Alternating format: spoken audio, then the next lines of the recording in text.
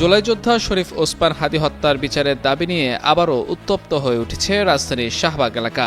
আন্দোলনকারীদের ছত্রভঙ্গ করতে লাঠিচার্জ করেছে পুলিশ। এ সময় আসন্ন নির্বাচনে ঢাকা 18 আসনের সংসদ সদস্য প্রার্থী মহিউদ্দিন রনিকে বেধড়ক পেটানো হয়। প্রত্যক্ষদর্শীরা জানায়, শাহবাগের আজিজ মার্কেটের সামনে পুলিশের লাঠিচার্জ থেকে আন্দোলনকারীদের রক্ষা করতে ঢাল হয়ে দাঁড়ান মহিউদ্দিন রনি। এ সময় তিনি আন্দোলনকারীদের কেন মারছেন বলে পুলিশকে প্রশ্ন করেন। পরে 8 থেকে 10 জন পুলিশ সদস্য তাকে বেধড়ক লাঠিপেটা করেন। এক পর্যায়ে তিনি রাস্তায় লুটিয়ে পড়েন, তবে এরপরও পুলিশ সদস্যরা তাকে পেটাতে থাকেন। এর আগে হাদী হত্যার বিচারের দাবিতে শুক্রবার বিকেল থেকেই পরিস্থিতি উত্তপ্ত হয়ে ওঠে।